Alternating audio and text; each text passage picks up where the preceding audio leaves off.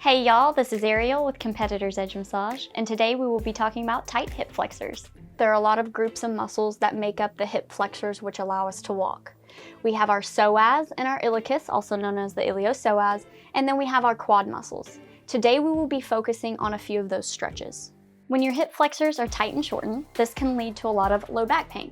This is why a lot of my clients call their psoas their sore ass. A lot of your posterior chain problems begin with the anterior chain. Have you ever noticed a marathon runner at the beginning of a run? He is upright. By the end of the run, you will notice that he is leaned forward. Once those psoas are tightened, to keep you upright, your low back and your glutes have to take over.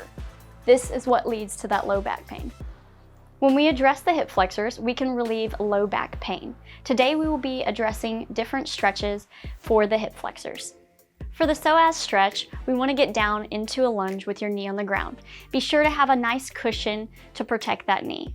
What we're going to do is place our hand on the ground and our other hand on our knee.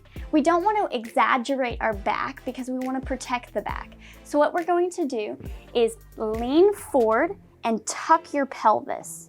As you can see, when we tuck forward, we put a little bit more pressure on our psoas and our quad attachments right here. After you get into this position, you're going to rotate in and out. Try not to move your upper body with this position, but we want to rotate that hip. When we do this, you're going to feel a little more tension throughout this stretch. Now remember, when we are stretching, we are focused on POR, point of resistance. That moment where it's a good stretch, but we don't need to exceed that because we don't want to overstretch. This stretch, also known as the couch stretch, is very similar to the psoas stretch. You're going to be kneeled with your knee on something comfortable to protect it in that lunged position.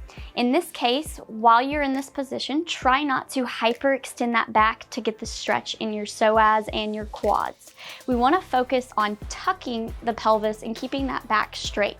When we do that, you're going to properly feel it in the psoas and the quad muscles. In the beginning, you may discover that your knee is further out from the couch or the chair with your leg propped against. If that is the case, we want to be working towards a parallel version with the knee as close to the couch or the chair as we can get it. Be sure to check out our low back stretches if you are experiencing additional low back pain.